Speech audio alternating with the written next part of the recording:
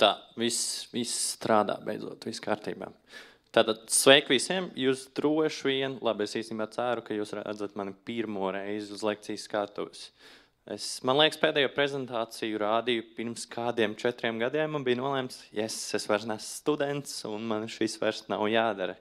Bet kā izrādās, es biju parādā Agnesei, un viņa teica, klausies, visiem studentiem šodien jāraksta bakalaura darbi, tu esi man parādā, tev jātais lekcija.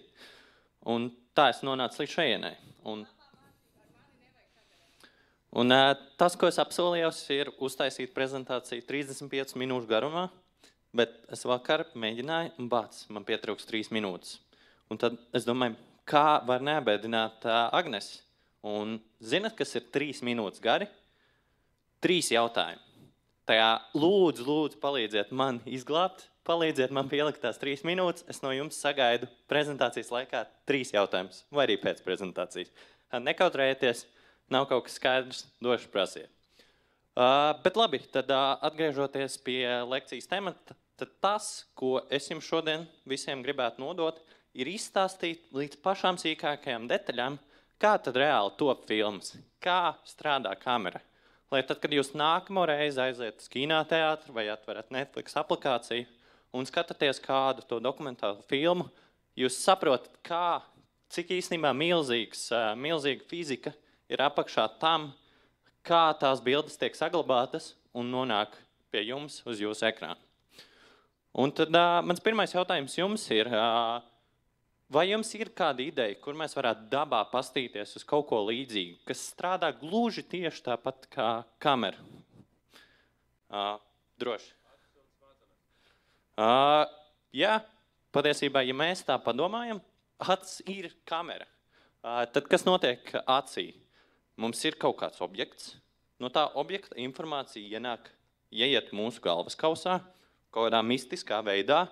Viņa aiziet līdz mūsu radzenei, kādā mistiskā veidā no šīs radzenes tā informācija tiek nolasīta, kādā mistiskā veidā tas tiek aizsūtīts uz smadzenēm un tiek saglabāts, un mēs atceramies. Tad mūsu vienīgais uzdevums ir nošpikot šo ideju, un mums ir kamera. Labi, tad sāksim ar pirmo jautājumu. Kā mēs informāciju no objektiem varam dabūt mūsu galvā? Un iespējams, jums ir, es ļoti ceru, ka vēl ir tāda lieka, kur vecvecākiem ir malkas krāsnis un arī malkas šūņi. Un ja jūs sēžat malkas šūnī, šādā kastē, varbūt jūs esat redzējuši, ka caur maz caurumiņu uz pretējās sienas var redzēt attēlu. Ja gadījumā jūs neesat, tad tas princips ir tāds, kur ir mūsu malkas šķūnīts, kurā ir maz caurumiņš, tam izpīt cauri, un uz pretējās sienas tiek iegūts attēls. Forši.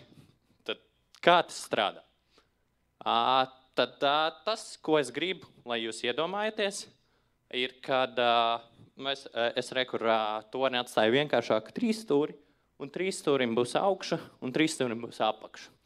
Un tas, ko mēs apskatīsim, ir šī torņa pašu apakšējo punktu un pašu augšējo punktu. Un tad pirmā lieta, kas jums jāsaprot, no katra punkta no šī objekta, tā skaitā, piemēram, uz augšas, gaismas stari krīt visos virzienos. Piemēram, labs piemērs, kā par to domāt, ir paņemsim šī mikrofona galvu. Un tad es jums apgalvoju, ka no šī mikrofona gaisma krīt no lampas uz viņu un pēc tam atstarojas visos virzienos. Un kāpēc tā ir taisnība? Tāpēc, ja es eju apkārt šim mikrofonam, es viņu redzu no visiem virzieniem. Tātad gaismas stari no tās mikrofona virsmas atstarojas visos virzienos. Tātad reāli no šīs augšējā un apakšējā punkta neplūst stari tikai vienā virzienā. Viņi plūst visos virzienos. Un te apstīsimies uz modeli. Un te es tieši to arī esmu ilustrējis, kad rekur mums ir tam tornim augša, un no viņa plūs stari visādos virzienos. Un tieši tāpat arī no apakšas stari plūs visos virzienos. Es uzlikt simulācijā tikai nelielu daļu, jo, ja es būtu uzlicis stārus pilnīgi visos virzienos, jūs neko nesaprastu. Bet es paņēmu tikai mazu daļu. Un tas, kas mums šeit ir otrā pusē, mums ir šīs smalkas šķūnis. Mums ir sienas, mums aizmugurē ir mūsu ekrāns, un es esmu atstājis ļoti mazu caurumu. Un tas, kas notiek, tad mums krīt stari, un dēļ tā mazā cauruma šai gadījumā tikai viens stars iziet cauri un nokļūst uz ekrāna. Tad tas, kas notiek no katra punkta uz šī trīsstūra, mēs iegūsim tikai vienu punktu šeit, un tas ir tas veids, kāpēc caur šo mazo punktu jūs iegūsiet attēlu. Protams, jūs teiksiet, hei, stari nav tikai 4. Viņi īstenībā ir bezgalīgi daudz. Un tā ir taisnība. Un šeit es esmu uzlicis modeli, kur ir daudz biežāk, un stari ir bezgalīgi daudz. Bet mēs vēl joprojām redzam, ka, ja mums ir ļoti maz caurumiņš, reāli no katra no tā punktiem tikai maza daļa iegūs. Kur mēs skatāmies uz detektoru, tas reģions, kurā tiek iegūsts punkts, ir ļoti maz. Bet šeit šīm ir milzīga problēma. Ja jūs skatāties šai vietā uz gaismas intensitāti, viņa ir ļoti liela. Šeit mums ir ļoti daudz gaismas. Mēs varam skaidri redzēt to objektu. Bet šis projektors īstenībā ir perfekts piemērs. Jūs šeit gan arī vispār nevarat redzēt tos stārus. Respektīvi, izmantojot to mazo caurumiņu, mēs zaudējam ļoti daudz gaismas. Un paliek tikai maza daļa. Kas ir milzīga problēma.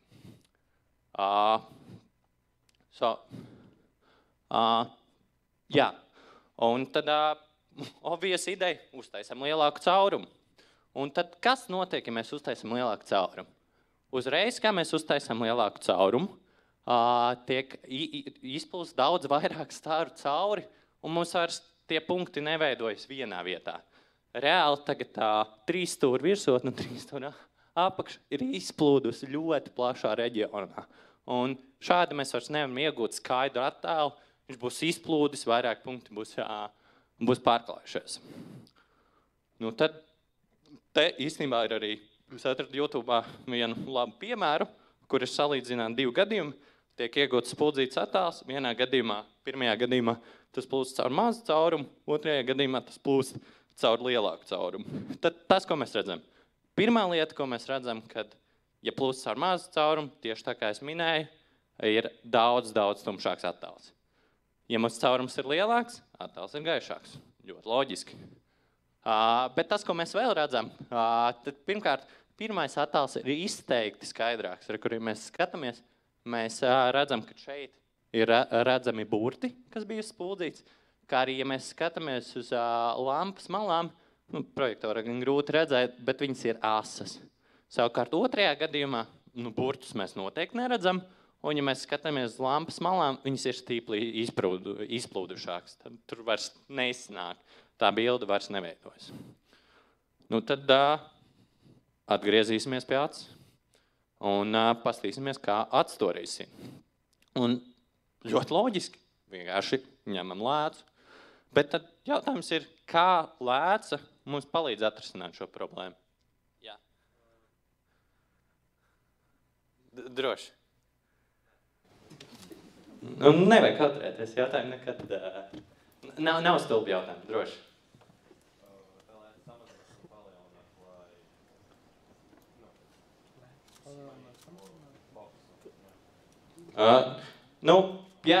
Būtībā, ja mēs skatāmies to iepriekšējo gadījumu, ja mums būs mazāks caurumiņš, mums būs asāka bilde.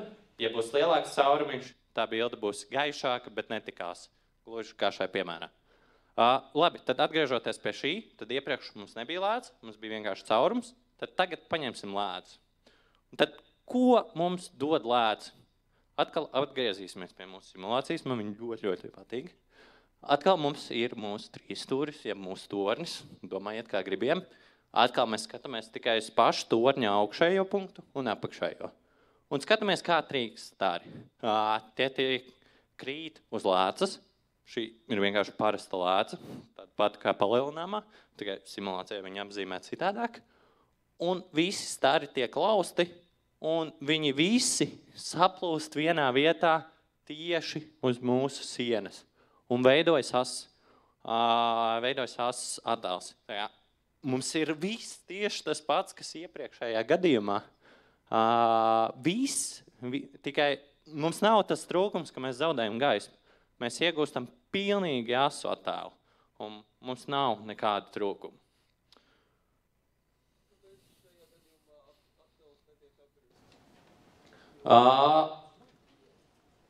Tas ir ļoti atkarīgs no lētas konfigurācijas, ļoti atkarīgs, kur tev stāvēs pirmais objekts.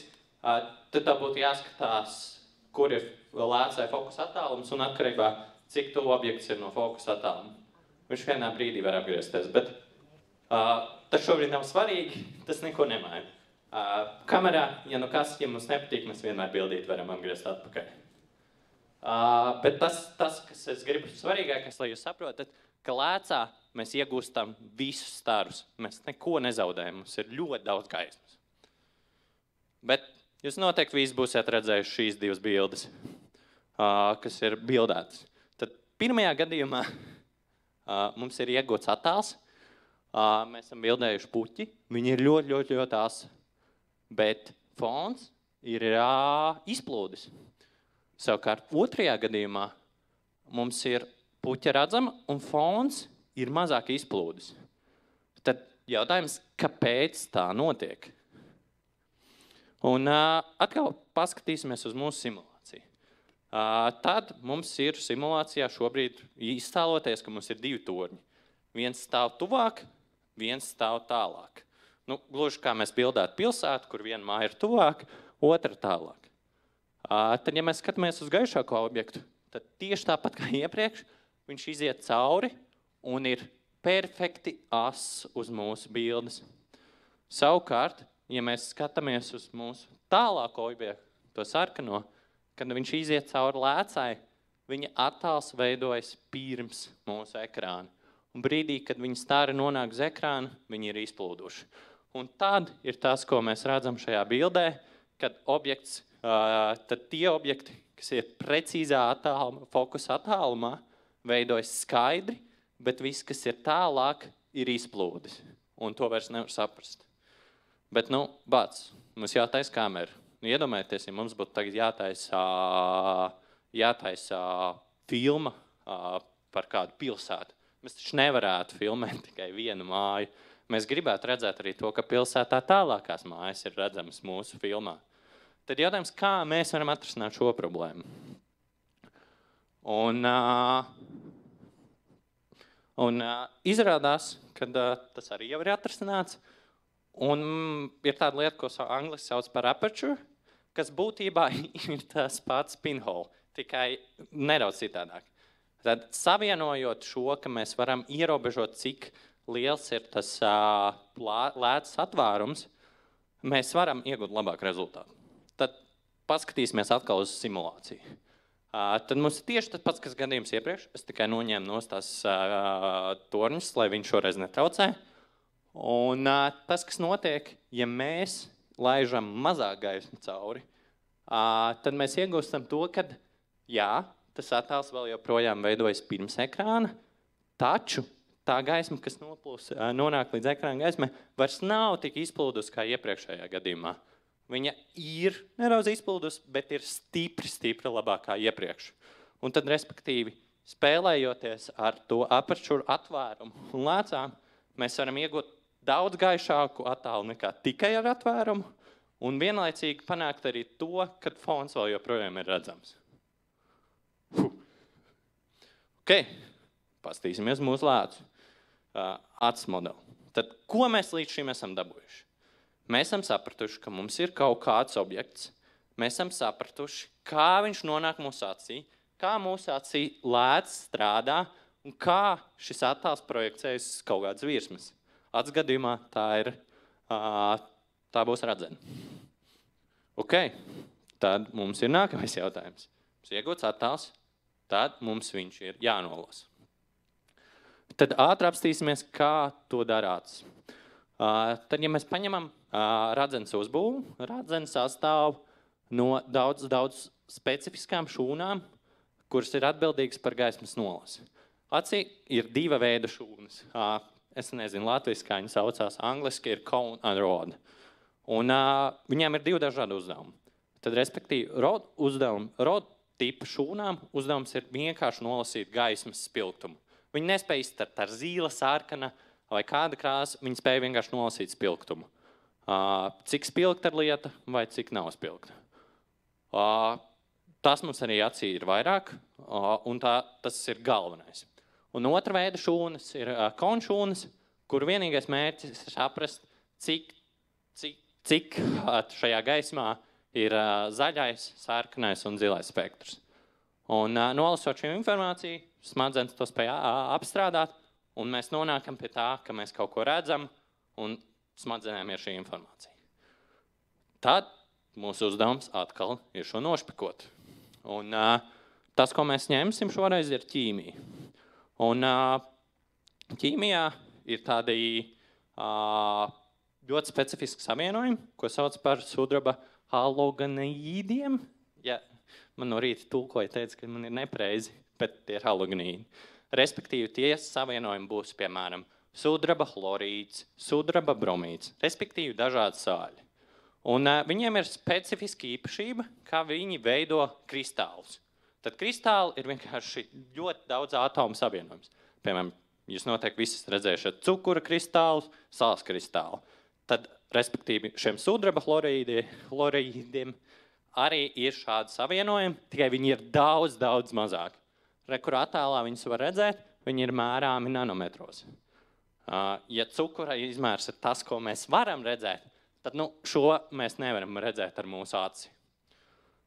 Tā ir pirmā lieta. Mēs esam ieguvuši ļoti maz kristālus, bet tas mums neko nedod. Tas, kas ir lieliskā lieta šiem kristāliem, viņi ir gaismas sensitīvi. Respektīvi, ja šie kristāli tiek apstaroti ar gaismu, viņiem trāpa fotons, viņos izveidojas defekts. Šis sāls, viens no viņa atomiem, kas ir, pieņemsim, sudraba chlorīds, sadalās. Viņš kļūst par sudrabu, un chlorīda gāzi izdalās. Un šajā kristālā mums izveidojas defekts. Un šis sudrabs ir melns. Bet vēl joprojām mums jāatcerās, ka tas ir tikai viens atoms visā kristālā. Viena maza daļa. Un mēs neredzēsim to novērojumu. Bet, kā izrādās, ja mēs paņemam šo kristālu un ievietojam viņu speciālos šķīdumos, tad tie kristāli, kuros ir šis bojājums, kuros ir viens sadalījies atoms, pilnībā visi izšķīdīs un kļūs melni. Kļūs melni. Savukārt tie, kuros nav bojājums, ar tiem nekas nenotiks. Viņi turpinās palikt balti. Un tas, ko mēs varam šādi izdarīt, ir saglabāt informāciju, kur bija gaisma un kur nebija gaisma. Ok, labi. Mums ir kristāli, kur spēj detektēt gaismu. Bet tas jau neko nedod. Mums kur ir mūsu kameras modelis. Ne jau mēs iebērsim vienkārši tur iekšā kristālu čūpu. Mēs nevaram piebērt pilnu kameru. Mums kaut kādā veidā ir jāpanāk, ka tie kristāli ir tikai un vienīgi uz tās aizmugurējās sienas. Ja tie kristāli atradīsies kaut kur pa vidu, tas mums nepalīdzēs. Ļoti vienkārši. Vienkārši uzliekam šos kristālus uz plāksnītes. Un tas ir patiesībā tas, kā, ja jūs esat kādreiz dzīvē turējuši filmiņu, šis ir actually filmiņas uzbauda. Tad būtībā filmiņas apakšā ir kaut kāds ciets materiāls, pieņemsim papīrs, un uz šī papīra tiek uzlikta želatīna bāze, kurā iekšā ir šie sudraba halogenīdi, piemēram, un šie kristāli. Un viņi ir ļoti plānā slānī, bet ļoti daudz viņu ir tur. Un šādi patiesībā mēs panākam to, ka mums ir uz ļoti plānas sieniņas, kur pēc tam var pielikt pie mūsu sienas, kuras priekšējais attēls, jūtīgi gaismu. Nu jā, un tad tas, kas notiek pēc tam, tad šo ieliekot kamerā, tad tajās vietās, kur mums plūst gaisma, mums izveidosies defekts, pārējās vietās nē. Un tad pēc tam šo filmiņu ieliekot skābē, es nezinu, kur viņi ieliek kādā ķīmiskā šķīdumā, es neesmu ķīmiķis, bet tie kristāli pilnībā kļūs melni, un pārējie kristāli nemainīsies. Pārējie kristāli vienkārši paliks balti. Viņas patiesībā pēc tam nomazgā, lai viņi nekad dzīvē nevarētu kļūt melni. Un tā mēs nonākam to, ka mums ir instruments, kā mēs varam saglabāt šo informāciju. Un šeit es esmu paņēmis vienu filmiņu, un viņa ir pietuvināta daudz reizes. Tad rekord pirmajā bildē mēs redzam sākotnējo attēlu, kas tiek pietuvināts uz vienu cilvēku seju, un pēc tam pietuvināts vairākas reizes līdz šim attēlam. Un tas, ko šajā attēlā jau var redzēt, ir reāli to kristālu lielumu. Mēs redzam, ka mums ir ļoti daudz dažādu to kristālu, un tas, kas ir svarīgākais, mums jāatcerās, ka ir tikai melni un balti kristāli.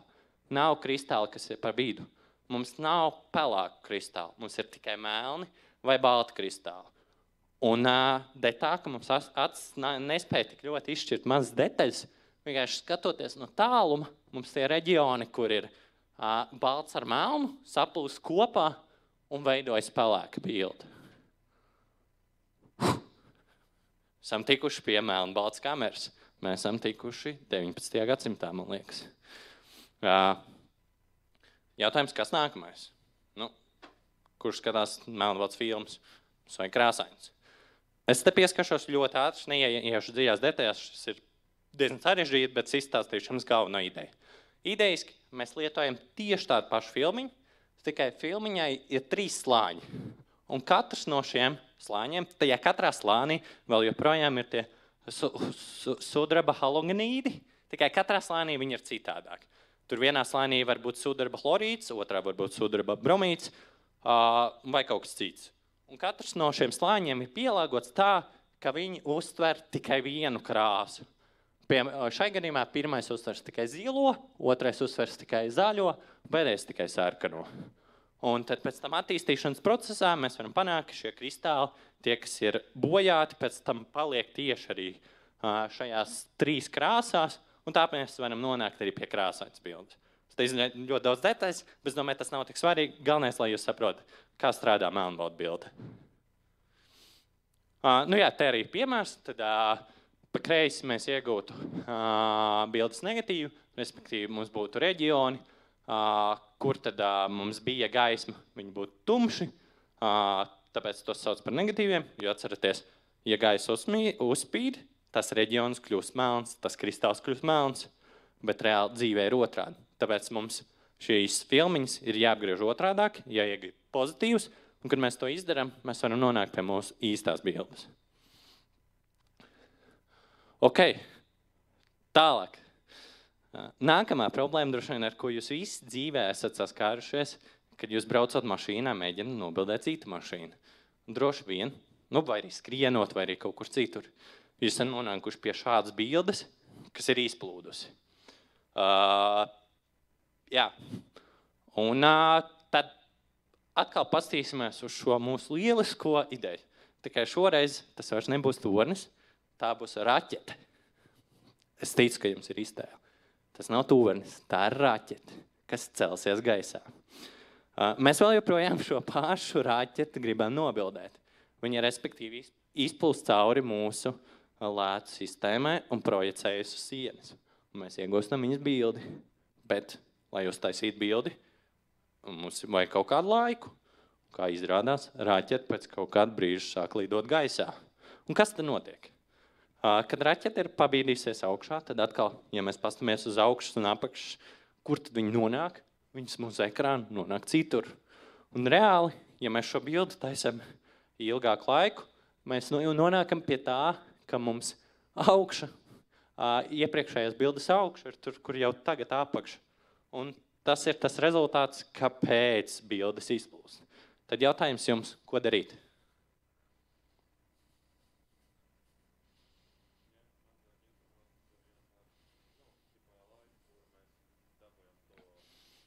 Ok, īstenībā tā ir ļoti, ļoti pareiza ideja.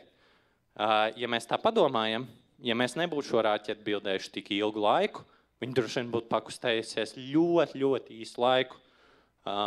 Iespējams, vai pat vispār nepakustējusies tā, ka mēs nepamanītu atšķirību. Un to arī fotografijā to dara, to sauc par shutter speed, kas vienkārši nosaka, cik ilgu laiku mēs bildējam. Un te es paņēmu piemēru, kāds strādā praksē reāli kamerā. Mums kamerā ir tādi vārtiņi, kas atver mūsu to detektoru, ja mūsu filmiņu, uz noteiktu laiku. Un kur ir 3 dažādi piemēri, kur var redzēt atšķirības. Tad pirmajā, tas shutter speeds ir ļoti ilgs, respektīvi tā filmiņa tiek atvērta ļoti ilgu laiku.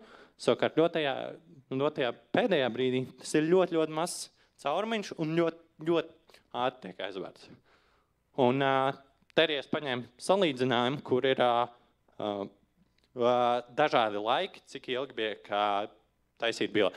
Tad pirmajā gadījumā, tas, ko mēs mēģinām taisīt, ir nobildēt zirgu. Tad pirmajā gadījumā šis zirgs tiek bildēts tikai 1/2000 sekundes daļu.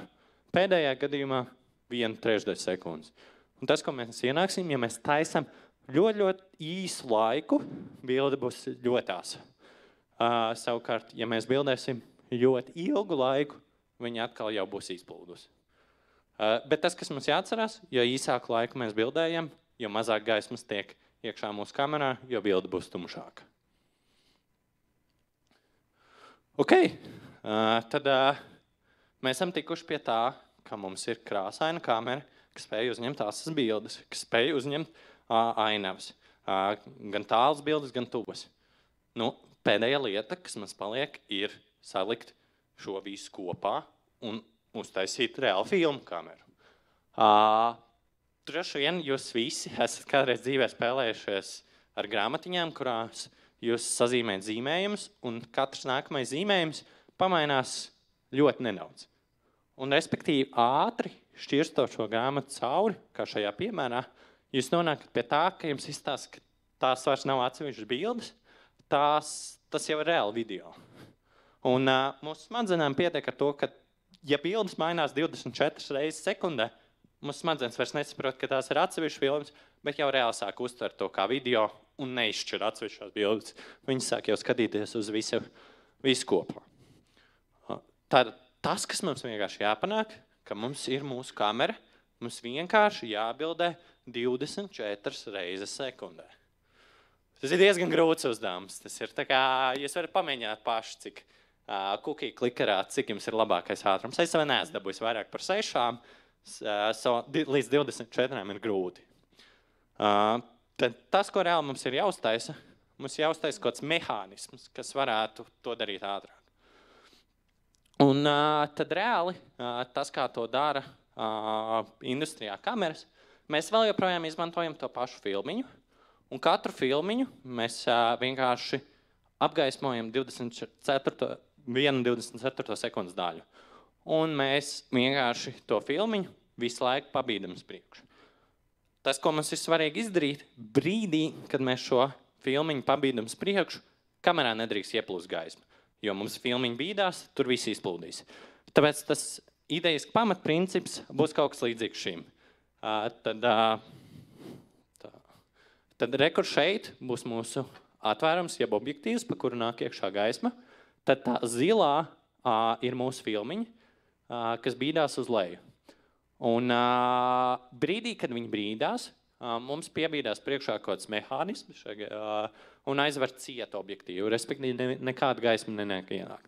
Kad nākamā filmiņa ir nostājusies vietā, viņš tiek atvērts, uz filmiņas tiek uzspīdināta gaisma, tiek iegūts attēls, un filmiņā tiek aizvērts cieta.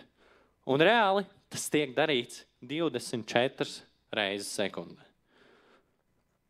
Un patiesībā tas, ko mēs esam izdarījuši, ir mēs esam uzbūvējuši profesionālu kameru. Tā, kāds te nav video? Rekur, pastīsimies video. Var dabūt skaņu?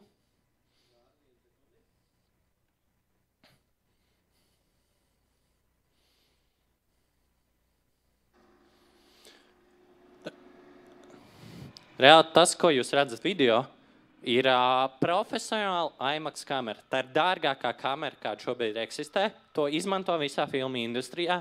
Reāli filma Oppenheimers ir filmēta ar šo kameru. Un šajā kamerā reāli iekšā ir tās pašas filmiņas, kas iet cauri. Un viņas reāli iet 24 kadru sekundē. Es palaidīšu vēlreiz. Es nezinu, kāds strādā ar šo.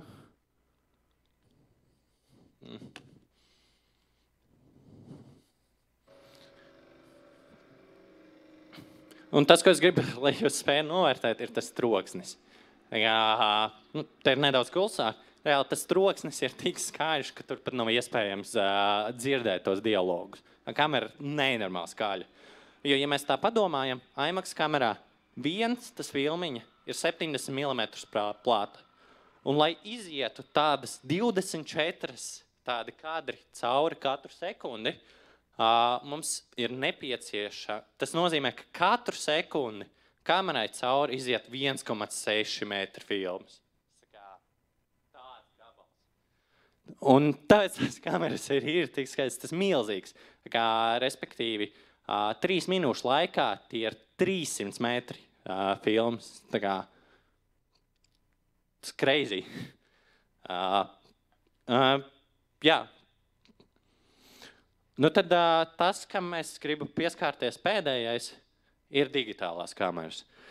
Tad digitālās kameras īstenībā ļoti līdzīgas parastajām kamerām. Tikai tas, ar ko viņas atšķirās, tad viss, kā mēs bildi iegūstam un projicējam uz mūsu sienas, paliek nemainīgs. Tas, kas mums mainās, ir tikai mūsu sensors. Ja iepriekš mēs lietojām filmiņu, tad tagad mēs lietojam elektronisku sensoru. Un tad paņemsim to sensoru nedaudz pietuvinājumā. Un, ja mēs skatāmies viņu pietuvinājumā, tad viņš sastāv no ļoti daudz mazām šūniņām. Un katra no tām šūniņām ir mazs detektors, kurš spēj detektēt gaismu. Un šajā gadījumā katrs no viņiem detektē savu gaismu. Ir zila, zaļa un sarkana gaisma.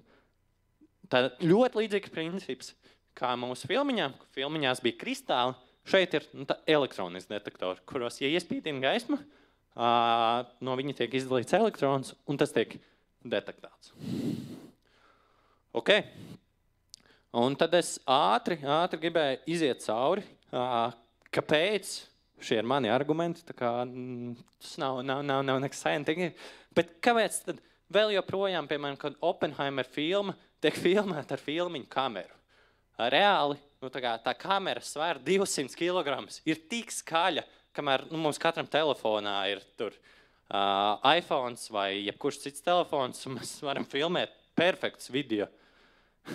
Tad kāpēc mums jāsara? Kāpēc tie režisori grib sarežģīt savu dzīvi, pirkt kameras pa 500 000 un skatīties?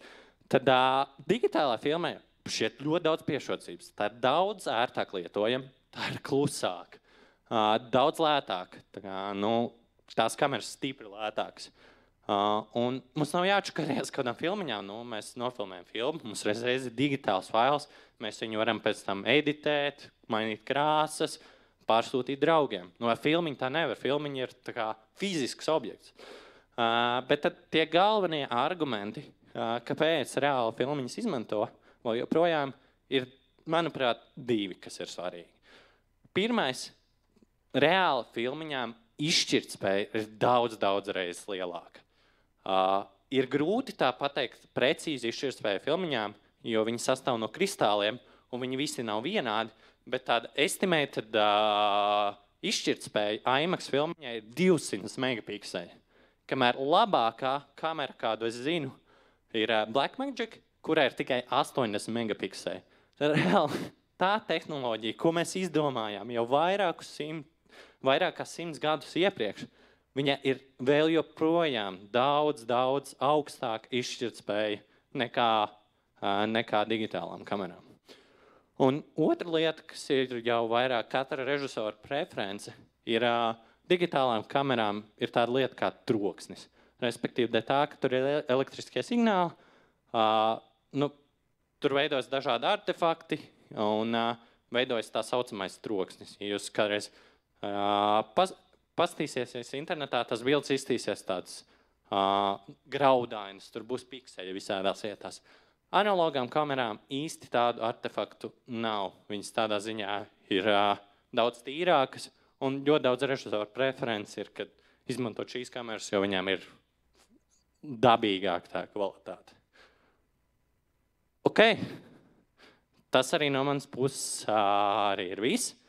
Es ceru, ka jums ir šobrīd vismaz neliela skaidrība, kā strādā kamera. Un nākamreiz, kad jūs aiziesiet uz kinoteātru un ieraudzīsiet to filmu, jūs sapratīsiet, tas īstenībā ir diezgan sarežģīti.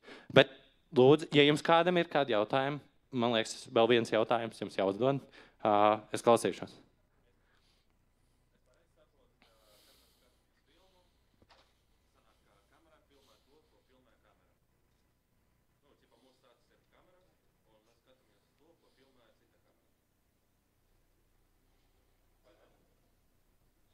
Kad mēs skatāmies filmu, mūsu acis. Savā ziņā jā, ja tu uzskati savus acis kā kameru, jā, tad mēs skatāmies, ko kādreiz kāda cita kamera ir filmējusi. Jā.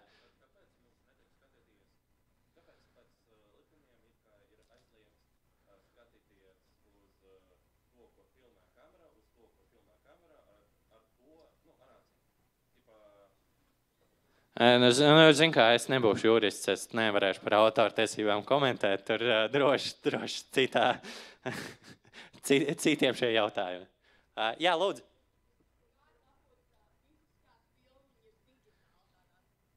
Ok, šis īstenībā ir ļoti labs jautājums, un man liekas, kas svarīgs. Tad es paņemšu to pašu filmu Oppenheimers par piemēru. Tā filma visa ir reāli filmēta uz analogas kameras. Tad reāli pēc tās filmēšanas viņiem bija milzīgs konteineri ar safilmētu tam filmiņām. Un ko darīt tālāk? Tad šīs filmiņas tiek nosūtītas uz laboratoriju, kas speciāls laboratorijas, un tur ir skaneri, kuri caur šīm filmiņām spīdina gaismu, un apakšā ir gaismas detektors, kas noķer un pārvērš šīs filmas digitāli.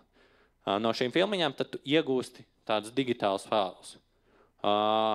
Un turpinot šo stāstu, es gribu nedaudz pastāstīt vairāk, kā reāli Oppenheimers nonāk līdz jūsu ekrāniem.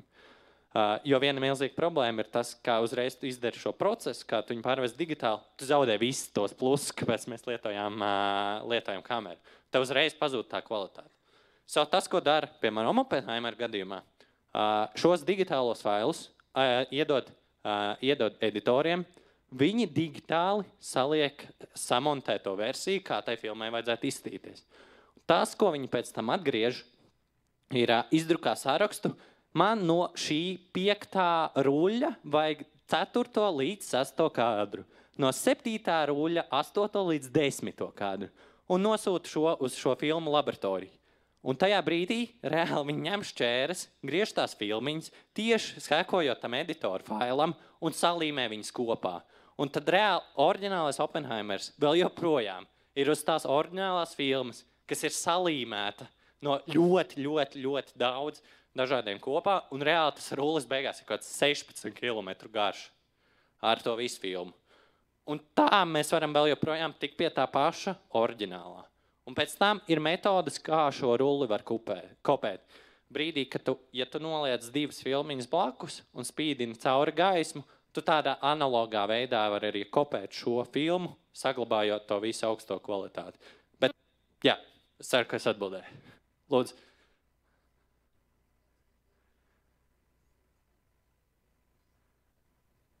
Jā.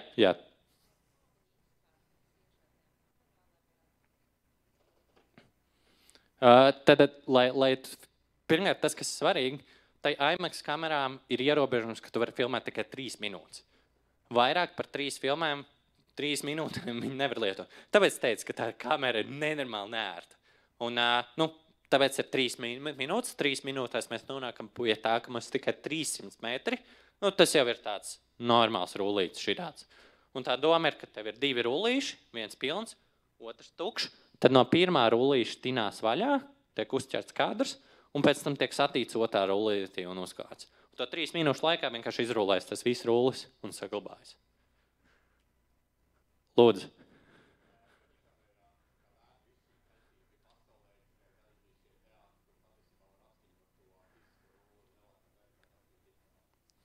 Tas ir ļoti labs jautājums, bet droši vien, tāpat kā šiem režisoriem, arī tev ir kaut kādas lietas, kas tev liekas ļoti svarīgi. Un tas ir viņa mūža darbs, viņiem liekas, ka tas ir svarīgi. Un tas ir. Un starp citu, arī šie daži teātris, kuriem cilvēki vēl joprojām iet, nu viņiem ļoti, ļoti patīk izbaudīt to super augsto kvalitāti. Vai mums vajadzētu visiem teātriem būt tādiem? Droši vien, ka nē, mēs nevarētu atļauties visi skatīties tik dārgas filmas. Jābūt arī digitāliem. Ne visur var tā būt. Lūdzu.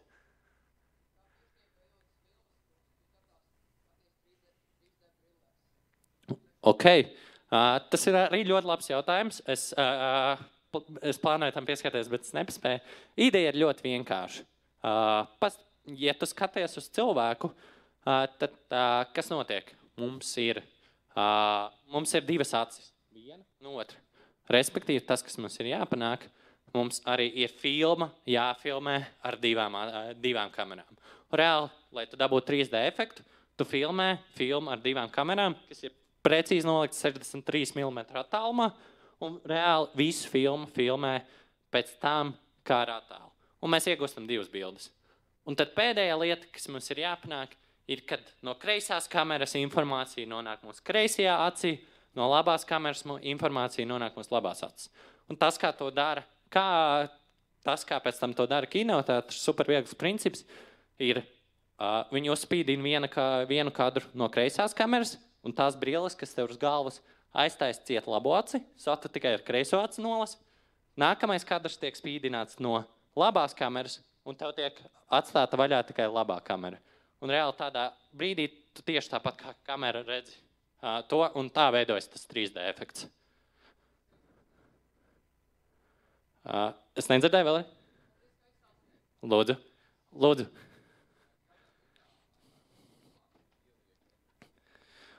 Tas arī ir ļoti, ļoti, ļoti labs jautājums. Tas sākas tieši no tā paša iepriekšējā jautājuma.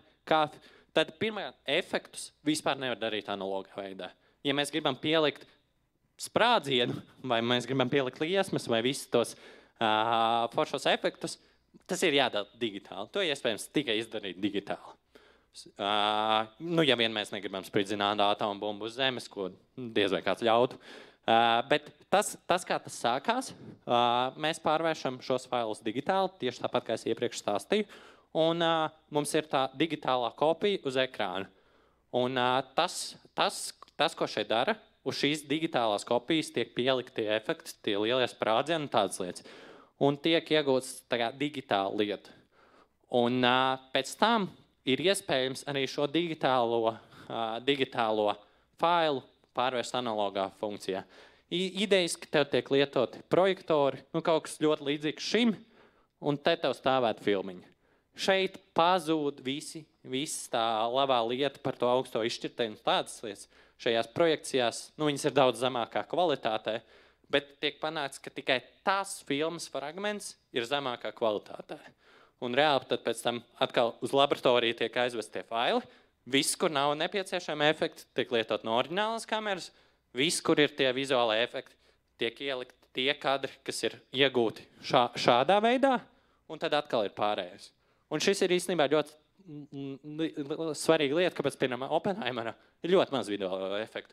Jo uzreiz, kā tev vajag vizuālos efektus, tu zaudē filmas kvalitāti, viss mainās, un tu mēģini visu dabūt pēc iespējas nofilmējuma kameru. Lūdzu.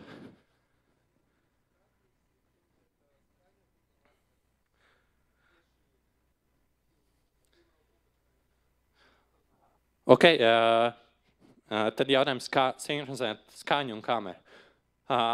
Šis tad ir grūts jautājums, es idejiski neesmu baigi iedziļināties, bet tā galvenā ideja ir, jūs zināt, ka visām filmām sākumā ir tas trīsstūrītis, kur aizver cieti.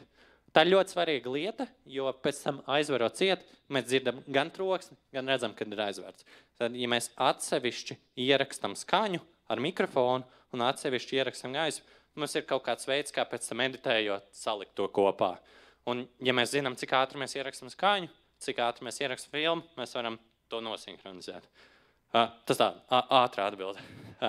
Lūdzu.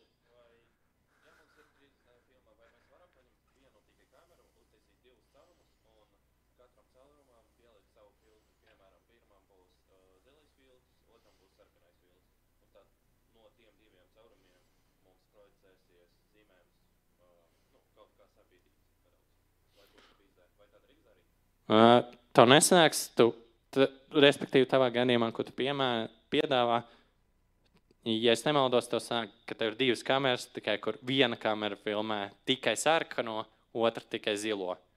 Un tad tu nonāks pie tā, ka viena atcerēts tikai vienu, otra nevo. Tev nesanāks tā līdz galam. Lūdzu.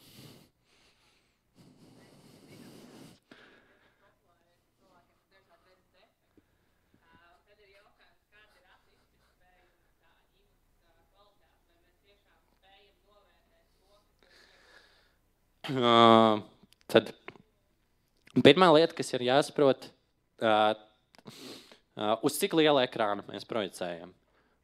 Ja mēs projicētu tos 200 megapikseļus uz šī tāda ekrāna, mēs neizspētu redzēt atšķirības starp 200 vai 2 megapikseļiem. Bet tā kā šīs filmas tiek projicētas uz 20 metri reiz 20 metriem lieliem ekrāna, un ja mēs sēžam relatīvi tuvu, šādā tuvumā, mēs sākam pamanīt to, ka šeit ir tie pikseļi. Par acu izšķirtspēju es tev nepateikšu, cik viņa precīzi ir augsta. Tas ļoti atturīgs, bet galvenokārt tas ietekmē, cik mums ir labas lētas. Tā, lūdzu.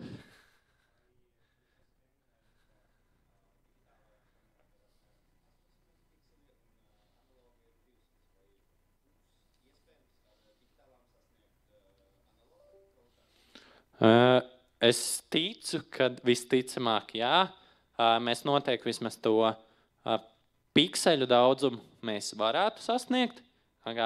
Tur zinātnieki strādā, lai mēs dabūtu uz augšu, bet tur ir arī visas citas lietas, kas ir par to filmas kvalitāti. No elektroniskām kamerām nāk troksnis, tas saucamais noise, kas analogām kamerām izpaužas citādāk. Tas beigās ir divas dažādas metodas, kā filmēt. Katrai ir savs pluss un katrai ir savs mīnus. Bet jā, idejas to ciparu mēs varētu sasniegt, bet tas tāpat nebūs viens un tas pats. Labi, pēdējais jautājums. Tad būs jālaiž nākamais lektors. Lūdzu.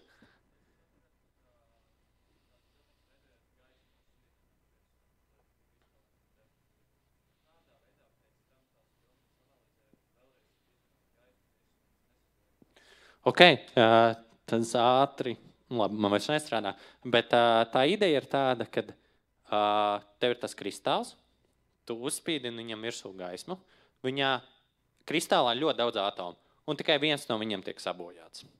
Pēc tam, kad tu šo filmiņu attīsti, tie kristāli, kuros ir tas viens atoms sabojāt, pilnībā kļūs melni. Tie, kuriem nav, viņi nemainīsies, viņi paliks tādi. Tas ir attīstīšanas pirmais solis.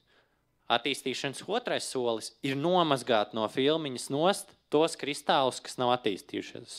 Un, kad tu viņus nomazgā nost, un pēc tam to filmiņu atnes gaismā, tur vairs nav kristāli, kuri var sabojāties, jo viņi visi ir nomazgāti nost. Vienkārši tur paliek tukšums tajās vietās. Tāpēc tu vēl joprojām, pēc tam to gaismiņu, tā filmiņa nesabojājas.